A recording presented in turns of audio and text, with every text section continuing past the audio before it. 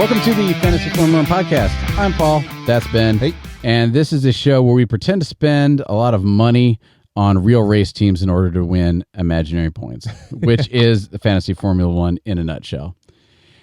Today, we are going to be going over a number of things. So first off, we didn't do a big review of your Fantasy Formula 1 results from Miami. That's true. Last week there was so much to talk about. There was a lot. So much to cover, and inevitably we went down some rabbit trails and ran out of time. So we'll go over that this I almost said morning. It's afternoon. we'll go over that this afternoon, okay. And then we're doing a deep dive from there into how much does the sprint race affect your fantasy points and the build of your fantasy team. I'm not the data guy. Paul is the data guy, and he's gonna take you on a journey today. We'll take you on a journey of imagination. And for all you statisticians or people like me who love the numbers, we have a whole 2 data points, and which means we can draw a correlation. At least a straight line. At least a straight line. We can draw at least a straight line. The issue is we only have 6 sprint races all year. So yes, we only have 2 data points, but that equates to a third of all sprint races for this year. It's enough to have learned some lessons, yes, and to see just how we should be framing things moving forward. Yes. So that is what we're going to do a dive into, and we'll also go and discuss some upgrades and updates, because I've been watching the news and there's a lot of talk about what some of the teams are going to be doing before the race in Italy this weekend. Yeah, sounds good. So let's go ahead and kick it off with your teams. Okay, sounds like a plan. So I'm looking in the F1 Fantasy app, or the F1 app in the Fantasy tab there, pulled up completed races, and here's how we did. Team 1, that is Newbie Alpha for me, consisted of Charles Leclerc as my main driver. Got me 66 points because I gave him the 2X, and he got 3rd overall. Let me double check that. Yep, race position 3rd, and then in the sprint he got 2nd place. So 66 points overall from him. Okay. I had Logan Sargent on my team. Me too. He did his crash thing that he's known and loved for. So -7 points overall from him. Thanks, man. I also had Kevin Magnussen, which he was everybody's worst enemy last week. Yep. Net total of 1 point. Because I think did he have 5 separate penalties? He did. He had 5 separate penalties, and it was so bad that the announcers were like, at some point, this literally, and I'm going to use the wrong term here, this literally has to affect his driver's license. Oh, yeah. Like, just you can't get that many penalties. And he justified it as he was protecting his team. He was blocking. He was doing all of this to be a good team player, which is solid. But yeah, at some point you got to pay the piper. I'm glad he didn't crash, but that's not a record that you want. Yeah. I mean, I don't know if it's a record, but it's kind of like the Adam Sandler and Happy Gilmore. It's like his record is that he took off his skate and tried to stab somebody. Exactly. Yeah. That was Kevin Magnussen last week. Nico Hulkenberg got me 13 points. Not great, not terrible, but I'll take it. Yuki Tsunoda 23 points because 7th place overall, and yeah, Yuki Tsunoda, man. He's not the worst person to have on your team this year. He's really not. As soon as like Logan Sargent, like a lot of those drivers in that range, as soon as you don't DNF, you do halfway decent. Yeah. So I wish things had gotten better with Logan, but again, I had Red Bull Racing, which got me 85 points, and Ferrari as my second constructor got me 79 for a cumulative total of 260 points. Not bad for my main team here. Again, could have been better, but Yeah. Team 2, which is more of my mad scientists. Let's see what happens when we add random chemicals. I've got this is RB Dragon Fruit. I spent $99.9 million. So look at that. No overage there. Nothing on the table. And it didn't help me. So RB Dragon Fruit, I had Max Verstappen, 2X, got me 80 points because he's Boom. Max.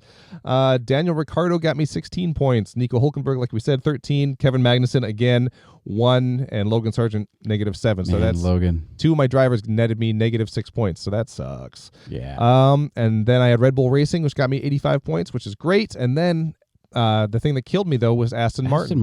-7 points as a constructor. Just murders you. Yeah, so what did so total score is 181 points for that team. For the sprint, and they lost 9 points. They lost 29 points for the sprints. Just in the sprint race, Aston Martin lost 29 points. And that's a great snapshot at what we'll be talking about later on. The sprints matter, and not in a fun way. Not in a fun way. That's what the data says. We don't like what the data says, but the data says it. The data so there we is go. what it be. Team 3, which is the Stathams. I got a 10-point dock because I changed too many. I made too many changes, so I started at negative 10 points, but overall got 239. So again, That's really strong. Yep. So again, across all 3 teams, I had Kevin Magnuson and Logan Sargent, which hurt me down across the board.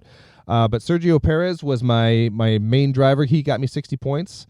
Zogan Yu, 20 points across the weekend. Man. Not bad for that guy. And then I don't know why I was playing with Alpine, but Esteban Ocon got me 11 points, which is better than some. Hey, so. man, he's solid. Yeah. So then overall, 79 from Ferrari and 85 from Red Bull for a total of 239 points. So not a bad weekend overall. My team 2 was a little silly, but I can't complain. No, I think you did really well, and the fact that the only people who really drug you down were the guys who DNF'd.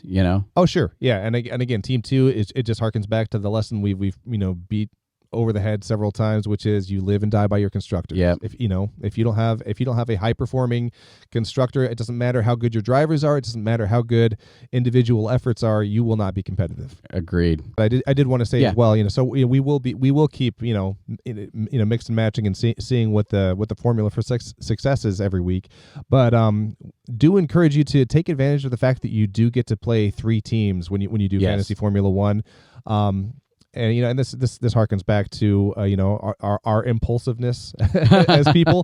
Put together your analytically and mathematically smartest team every week, but make sure that you're using team 2 and team 3 to play around a little bit, see what works, see what doesn't work, try something completely off the wall and see what sticks. Because we have figured out so much that way and learned a lot of valuable lessons. So if this is something that you're trying to be competitive in, do your no emotion picks. Yep. But then also, try to find something new, see what happens. No, completely agreed. And that happened to me actually last year.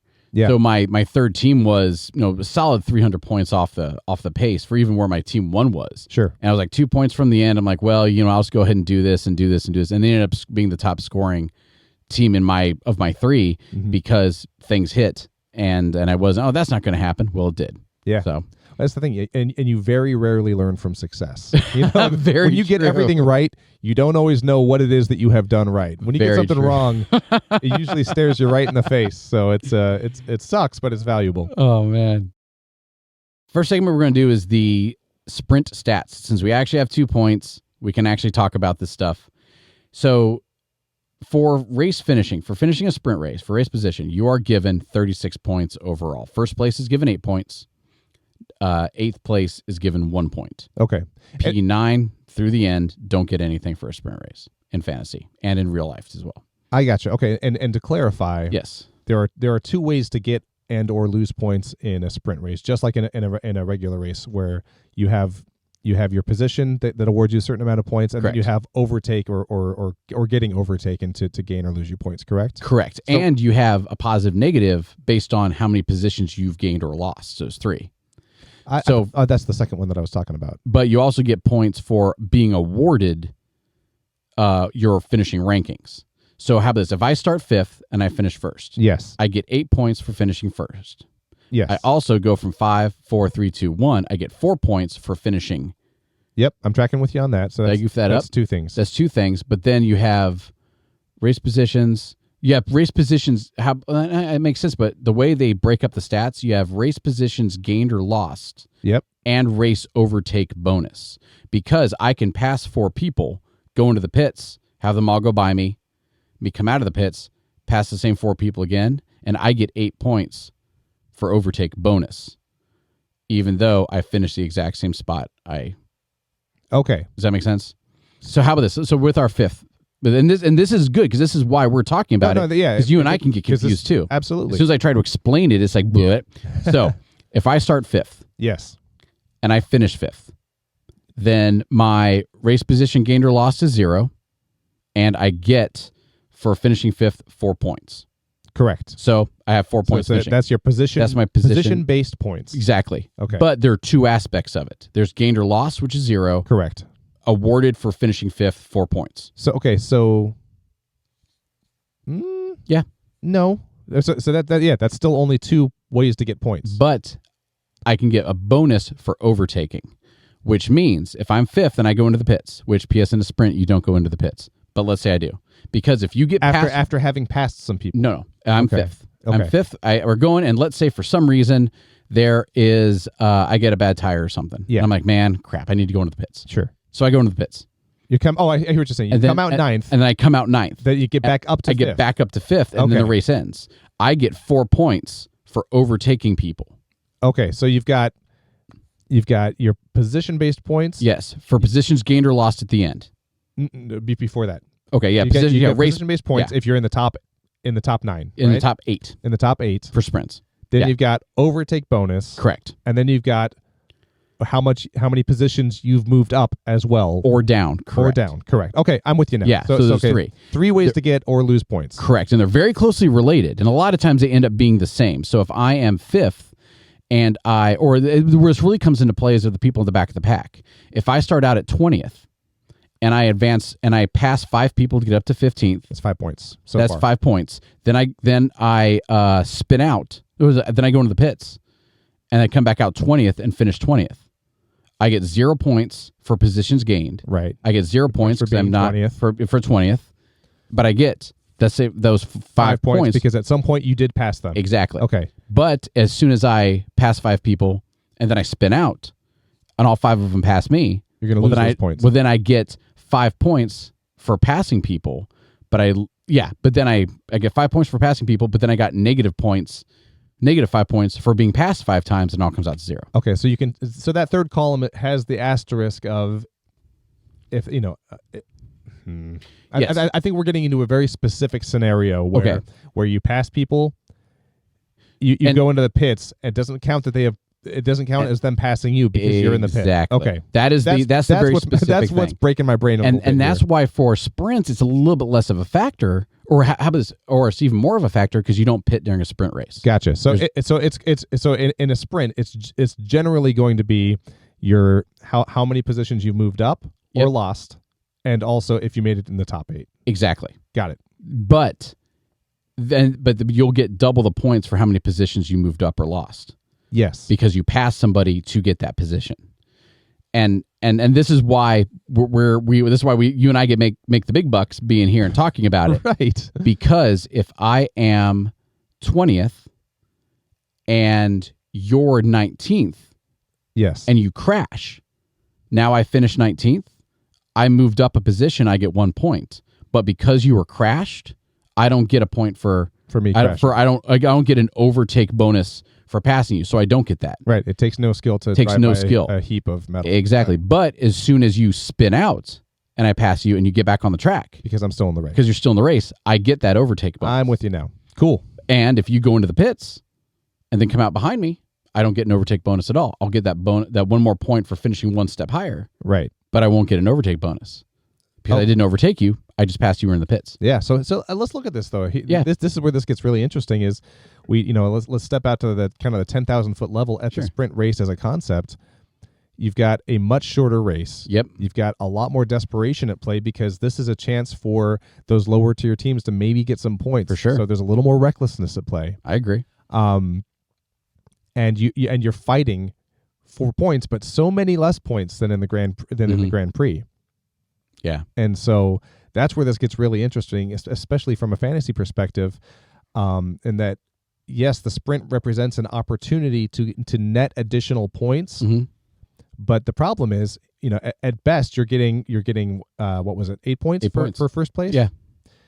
At worst, you're DNFing at the full penalty value of a DNF, which is negative 20 points. Yeah. So say you DNF on the sprint. Your team works feverishly and gets you in place to work again, to get working again for the Grand Prix, and you're out on the track, and then tragedy strikes. Kevin Magnussen does something crazy, or Lance Stroll does something silly, and you DNF again. You are at that one driver can get you to negative 40 points. And if that driver is Max Verstappen, who you have your 2x multiplier on, that's negative 80 points. Yeah. And again, every week there's been a case to say things that happen that are completely out of your control. Yep. So the sprint, there are more points to be had, but the sprint is a liability. It's not an It's opportunity. a huge liability. And here is Let's talk actual data here. So actual data is race over the 2 races. I went in and hand punched in every number, every point that has been awarded to a driver or a team into my spreadsheet. Hit send, came up with a bunch of numbers. So, and by that I mean I did addition. Total race positions have been awarded 36 times 2, right? 72 points. Correct. Total race positions gained or lost, which it all usually comes out to a null set, right? Right. Because as soon as I gain a position on you, you lose a position on me. Sure. So -2 points. And that's because people DNF. Gotcha. So all set in total, if you gathered up all the positions like dollars or like chips, you would have lost 2 chips over the course of 2 weeks if you're betting on everybody. Right. However, if you're betting on everybody, 97 points have been given for overtaking bonuses because those stay around. If I overtake you, if I'm starting 20th and I overtake 10 people, then I get my positive 10 points for overtaking, and then I crash and I DNF, then that -20 gets added to that positive 10, and I only end up with -10 points. Right. So all the position points, your positions gained or lost, so your finishing positions will come out in the wash. Uh-huh. But your gained or lost, your overtaking bonus, I'm goofing it up. No, you're good. The 8 through 1 that you get, your race position at the end of the race. Yep. 8 through 1. Those 36 points a race, pretty small potatoes. Your race position gained or lost at the end versus the start, that usually ends up coming to a null set because every position I gain is one that somebody else's loses. It's given, but it's skewed a little bit more towards the negative because people like Fernando Alonso will get -26 points for something, right? And then that just throws off all the math. And again, Fernando Alonso's a He's a high dollar guy. He's huge. He's someone, if you can find a way to sneak him onto your team in addition to a Charles Leclerc. Oh, I would put him on in a heartbeat. Yeah. But because there's a sprint involved, all of a sudden he's a liability. And he does, because in the sprints, he's ultra aggressive. He's letting it all hang out. He wants his victory. Yeah. So as soon as you let him start, and I forget what position he started, but as soon as and if this is I think it was at least in China, he qualified like top 3. Right. And so what did he do? He put really soft tires on, and he's like, his plan was to get out in front of Max Verstappen and then let the carnage happen behind him. Yeah. And then when the race gets red flagged, go into the pits, put on good tires, and truck it. Yeah. And he got in front, and then eventually his tires went out, and that was it. And this moment right here is a perfect snapshot of the disconnect between fantasy and just standard race point weekend. So if you want to watch F1, enjoy the heck out of it. Enjoy that Alonso leaves it all on the track. If you want to play fantasy, you got to realize, oh man, Alonso, what you're risking is not worth it. If we look at a sprint weekend, the very best possible thing that could happen on a sprint would be he starts P20 in the sprint, works his way all the way to first, which means he nets 19 points for passing across the board, and then he gets 8 points for getting first place in the sprint.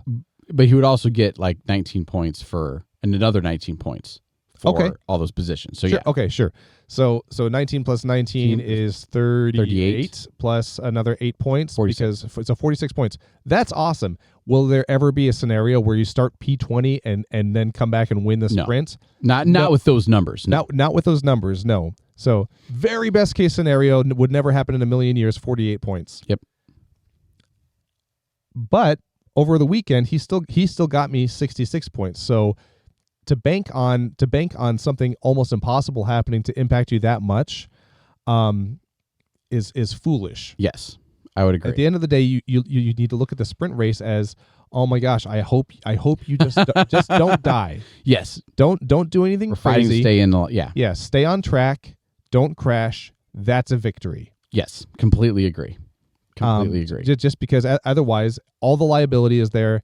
Not a lot of points are there. If he qualifies for the sprint 3rd or 4th, which we can expect from him, and realistically he's gonna probably get 3rd, 4th, maybe 2nd place in the sprints.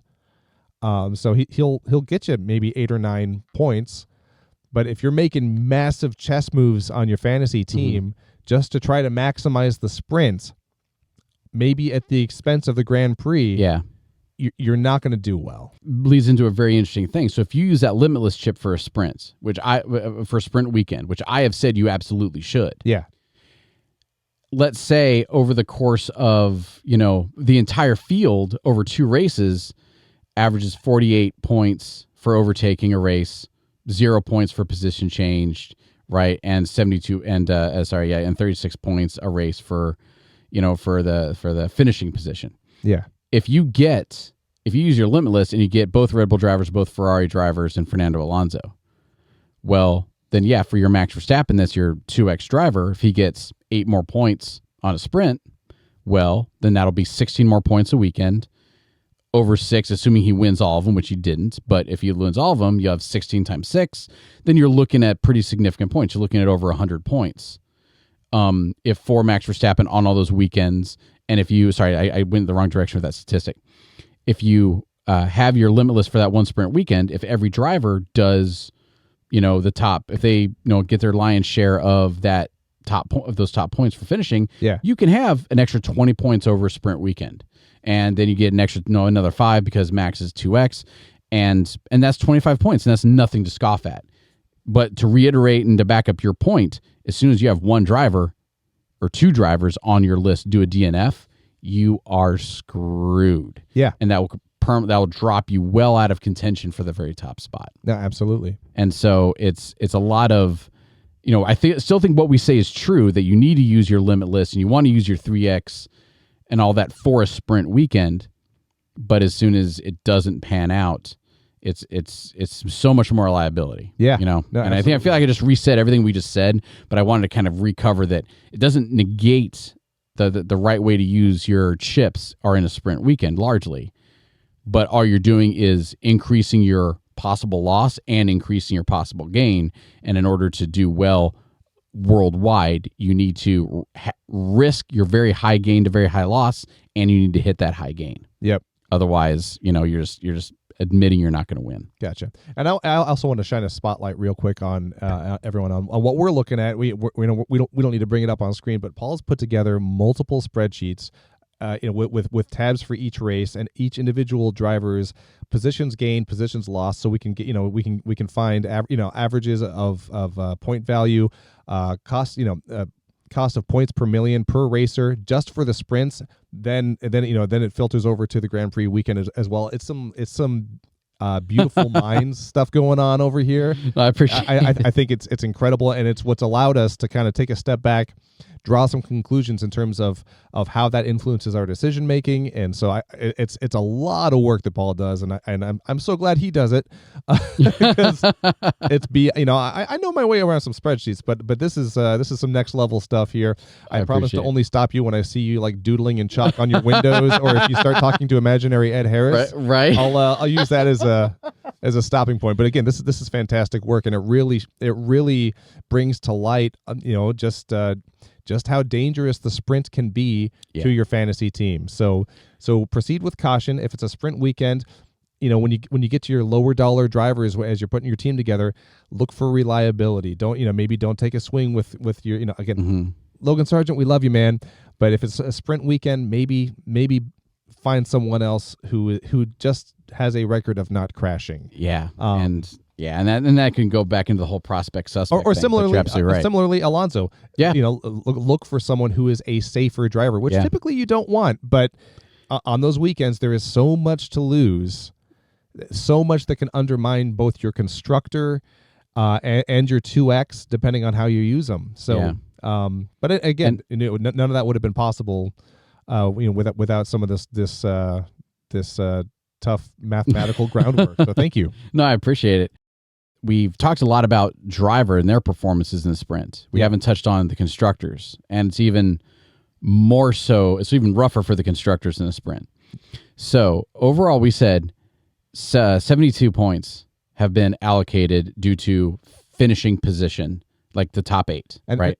Yes. Okay. So numbers P1 through P8 get points for that position. 72 points have been allocated. Of those 72, 28 have gone to Red Bull and 20 have gone to Ferrari. Then 6 to RB, 6 to VCarb, 8 to Mercedes, 8 to McLaren, 2 for Haas. So 30 to the remaining 8. 30 to the remaining 8 teams. The top 2 teams have 48 of those 72 points. So, less than 30 because math. Sorry. Oh, less than what is? Oh, yeah. Sorry, but no. I fed that to you. You did the agree with me because you're a nice guy thing. Oh yeah, absolutely. That's what I did. I'm no math magician, but so to me, that point says that if you want to do well in a sprint weekend, as soon as you need to have Red Bull Racing, you need to have Ferrari as your constructors, because over the last 2 sprints, they've gotten the lion's share of the points. Yep. Now, that being said, because this is Fantasy F1, the leading team right now globally had VCarb last weekend because they used their 3X chip. So, no, that's the exception to the rule, maybe. Total for constructors, sprint race position gain and lost has been negative 17. So, it hurts constructors a little bit more, those positions gains and lost, because of some of the bonuses and stuff you get as a constructor. Overtake bonuses, 100 points for the constructors. Total sprint payout for all 10 constructors over 2 races has been 155 points. But that takes into account the points lost as well as DNFs. Though, well as that includes DNFs. Right. So you look at Red Bull, you look at what was the other one? It was Ferrari. Sorry. We look at Red Bull, we look at Ferrari. They are gaining points. RB is gaining points, but anyone who has a DNF or multiple DNFs, that's where you see the pain. Aston Martin has negative 37 points, and this is the impact just from 2 sprint races. There's still 4 to go.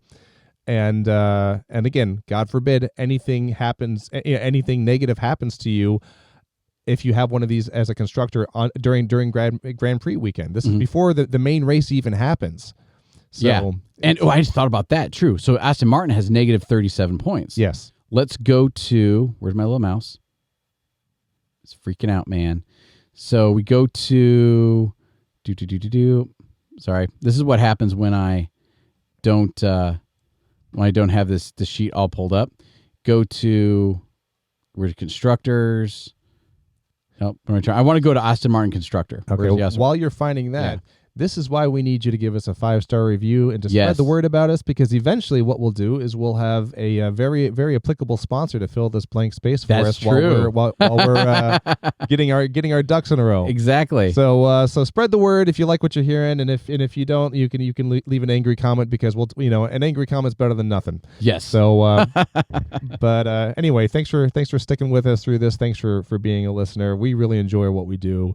And we're learning how to do it a little bit better each week. So it's we're glad to have you on the journey. Paul, do you have the information that you need? I do. All right. I do. So right now, Aston Martin has 118 points across the entire season. Okay. 118 points as a constructor. Yes. They have negative 37 points. We decided from sprints, which means they would have another 31.4% points if they had actually just zeroed out in the sprint. If they had just done nothing, if they had just started and finished and just had everything be a net wash, or if sprints didn't exist, they would have what's the word I'm saying? They would have 30. They would have 30 more points. What am I saying? Am I saying it right? They would have 37 more points as a constructor if there was no sprint race involved. Yep. Which would make them kind of a bargain constructor. Yeah. If you wanted to go, I want Red Bull and I want Max and I want another good driver and I want another halfway decent constructor, Aston Martin could have been that, but the sprints have cost them being a potentially effective constructor, as my number 2 team showed, because I had them as one this week. And because they come in at $14.6 million, which isn't cheap, but it's not terrible. And they would 170 plus points. Yeah. I'm sorry, 150 points as a constructor at this point in the season is not a bad total. No, it's not bad. It puts them in the positive points per million. Puts them over 1.0. Yeah. Yeah, that gets you Red Bull, that gets you Max, that gets you another, Charles Leclerc, Carlos Sainz-esque driver, and then a decent constructor, a decent number 2 constructor. So, but because those DNFs, the sprints have shot them in the foot. Yep. Last thing we'll talk about before we close it out is upgrades and updates. Yeah, so we're delving into the entirely theoretical realm because Yes. if you look at F1.com, which we do on a regular basis, everyone's talking about the Imola upgrades, and this is my chance to flash the badge of still the brand new guy here because I'm like, oh, what does Imola mean? That sounds fancy and European. It is European. It's not an F1 term though. It's actually the town in Italy where the next race is. And when I looked that up and found out that that's exactly what that meant, I felt like such an idiot. Like, is that like an acronym for Imola? Who's my first thought was who's Imola, and they came up with these upgrades or like a new technician of some kind. Nope. Exactly. Imola is the town in Italy where we're going to be watching this coming week's race. But I mean, there's a lot of buzz around Ferrari and again McLaren about the impacts of these upgrades coming down the pipe. We don't know exactly what they what they are. And again, because I am completely blind to the culture and to the speed of the season, can I ask? I'm going to put you on the spot real quick. Okay. Is it common at this point for people to be like, "Oh my gosh, this is going to be mind blowing"? Yes. Okay, so this could just be rhetoric, and it could be rhetoric, but and it's kind of interesting. So because it's Ferrari, I really think. Maybe it's just because, I think Ferrari, is an Italian company. It's an Italian company, I think. No, I like that's Italian. Italian, That was good. right? But me and my Midwestern accent. Fragile. Exactly. must be Italian. Must be Italian. But anyway, so since they're an Italian company, I could see it being, legit because they're saying they want to have a really strong showing, right? Because they're the home field kids. Oh, for sure. And so I could see it being really strong. They're like, which is why it was like, so like, we're talking about whether people usually talk up their upgrades. McLaren wasn't. McLaren's like, well, I don't know. Then they do pretty good if they don't crash. Yeah. Do I think it's going to be enough to dethrone this Red Bull powerhouse? Well, Ferrari's pretty close to it anyway. Yep. So I don't know. I think there's something to it. I'm definitely keeping Ferrari on as my constructor, and I'm probably, because I have for my three teams, I have Max Verstappen with, first off, all my teams have Ferrari and Red Bull. Done for constructors. One team I was able to get Max Verstappen, but I had to get Zhou Guanyu and Valtteri Bottas and Logan Sargent to be able to fill that out. And so I'm probably going to keep that, but that's my third team. That's my, whatever. But then both my other teams, I have Sergio Perez, and one of them I have Leclerc. Not Sergio Perez. Yeah, Perez and Leclerc is both of the drivers. You got both of them on one team? No, on two. Oh, okay. So my three teams. The kind of the alpha driver. For exactly. Each the alpha driver for each team right now. I have Max Verstappen, Sergio Perez, and Charles Leclerc. Okay. I'm probably going to drop. I'm leaning towards dropping Sergio Perez and doubling up on a Ferrari, whether it be Sainz and Leclerc or Leclerc. Interesting. Just because Ferrari's coming out with this, and Leclerc and Sainz can both challenge Red Bull on any given day. Yeah. As soon as you get Max clean air and his car's tuned up and he's doing great, and he'll just leave. But how about this? I definitely, if Ferrari even has half the upgrades, half the ability that they're bragging about, I think it's enough, especially if Sergio Perez doesn't qualify P2. Interesting. I think it's enough for him to finish P5. Yeah. And have both Ferraris finish ahead of him.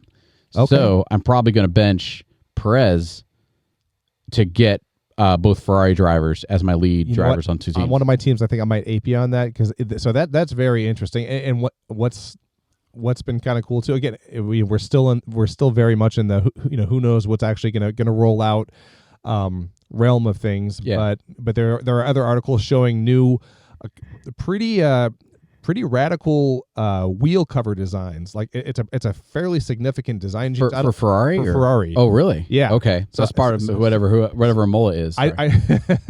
So I don't know. I don't know if that's something that they're just experimenting with for down the road, or if that's something that's going to be a part of their upgrades. Because it's a fairly strong shift in design mentality. Okay. But just to see visual changes, before they actually roll out the upgrades, it gives me the inclination that there might be something more substantive to their hype. Gotcha. So that'd be good. Yeah. And also we're early enough in the season that they're not they're like Ferrari. The only reason Ferrari would bring out experimental or bring out any sort of upgrades, or any team, because also I think McLaren is bringing out some more upgrades. They are. The only reason these teams would do it is if they think it would actually make them better early on now. And I know it's kind of, well, dude, is anybody ever going to upgrade the car and think it won't? No, but this isn't Haas. They're not throwing an upgrade on. They're not putting an upgrade on and being like, well, hopefully it'll bump us up a little bit. Like this upgrade might be building later on in the future, but they're doing this with their sights set on at least P2 in the Constructors' Championship, probably P1, because they're still close enough that if they can figure out a way to get ahead of Max Verstappen for the next couple races, then it'll change the whole game. So that's why they're doing this now. Okay. If they were like, and this is me guessing, if anybody out there really thinks differently, please let us know. As soon as this was like, man, if this was a sprint race upgrade, right? If this is like maybe a little bit of gain, but it's also we might lose our shirt, they probably would wait until later on in the year to start preparing it to see how it'll work for next year's car. Does that make sense? Yep. So I think I'm based on the fact that McLaren and Ferrari are both bringing upgrades.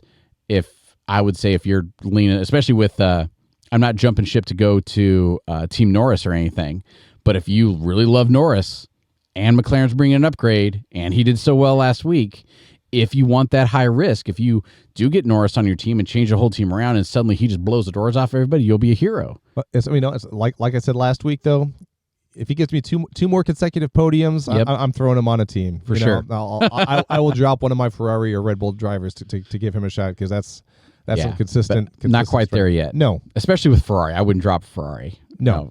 No. But all right, that is all that we had on our cool list of stuff to talk about. Do you have any parting shots or saved rounds? I mean, we can always speculate on where people end up next, but there's plenty of internet for that. So there is, but I would, as soon as anything new drops, then we can have a whole new segment on Hot Goss about who's going where. Oh yeah. I will say I did see a pretty funny meme recently where there was a fake press release for Lawrence Stroll, the owner of Aston Martin, announcing that he was going to be adopting Yuki Tsunoda. Yes. So that made me chuckle, and I think discussions of changes as Honda moves towards supporting Aston Martin. Oh, that's right. We didn't talk about that. But I mean, again, it's all what ifs though. You know, so I mean. Seeing how that impacts Honda's support of Yuki Tsunoda and Baby RB in general as a constructor, it'll be interesting to see how that shifts down the road. For anybody who didn't keep up on the news with that's why you can listen to us. There is a piece on F1.com, and so I guess Yuki Tsunoda has had Honda backing for a long time. Yeah, I mean, he went to the Honda Driving Academy. Okay, he finished with that when he was like 16 years old. He's been a Honda guy for a long time, and again, he's only 24 now, but it feels like he's been in F1 years. That's a long quite time. A while. and we're not going to get into hot goss. We're not going to speculate like you said, but the simple fact that Honda is pulling back from Red Bull and they're backing Aston Martin in the coming years. Coming years, well, then what does that mean for Yuki Tsunoda? Because he is a Red Bull flag driver. What does that mean for him and his personal backing versus? And that's something I need to look into. Is I don't know how advertising and sponsorship works. Can I pay two different drivers? Yeah, I don't know, but it's bizarre. And then when we can go down that trail to say, well, let's talk Yuki Tsunoda and who his the other driver on his constructor will be. Yeah, because Yuki has unexpectedly outlasted multiple other drivers. Are we seeing the end of Daniel Ricciardo? Are we going to maybe see a Liam Lawson situation arise? Yeah, there's a lot to look forward to in the coming weeks. Can't wait. That's all we can say with any level of substance. Substantiveness. Substantiveness, that works. Wordsmithing. Yeah. So, but all right. Well, hey everybody, thanks for your time. Thanks for watching and listening. And normally you're the one who does the goodbye. I'll go ahead and let you do it. You know what? I already did the shameless you did. rate us 5 stars plug, but hey, we'll see you after Italy, and hopefully we're all celebrating and not licking our wounds. So, absolutely. Right. Cheers. Take care.